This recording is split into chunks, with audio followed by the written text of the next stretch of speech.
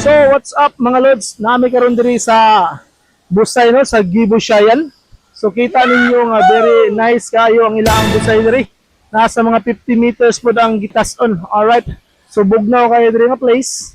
Overwhelming kayo. Ug makadani jud ikaligo, labi na diri o tinaw kayo ang ilang tubig. So, nindot diri magbanding mga lods.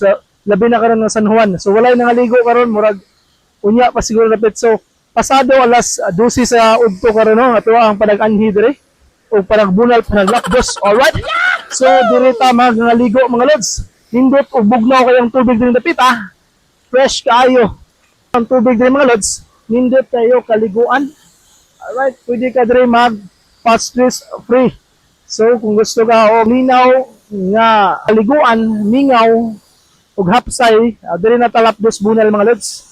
Dire sa lang gitawag og Kitunok Falls no, o Busay dire sa Barangay Gibushayan sa Buanga del Norte. So welcome ang tanan diri no, wala entrance fee, ang inyo ang bayaran ang inyo rang kahago og kakapoy og usab pod medyo layo-layo man pud siya biyahe dire sa Gibo mga lods, mo biyahe pa ka og habal-habal no. So diring dapita nindot kaayo no.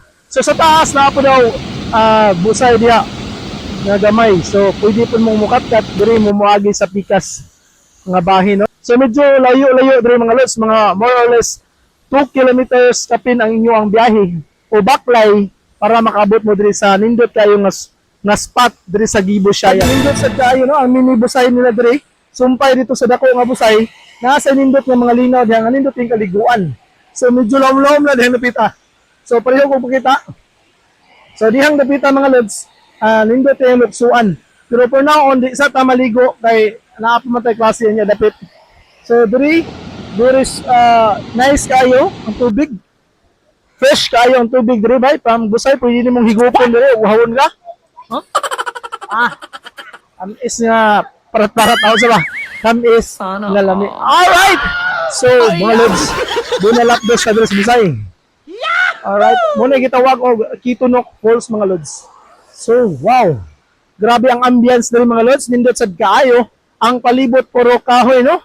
Mga green grass diha, mga tall trees da sa palibot nga imong makita nga very nice kaayo sa imong pamati. Grabe. Cool and fresh ang imong pamati mga lods, manang dili pwede nga di nato ni anihian no.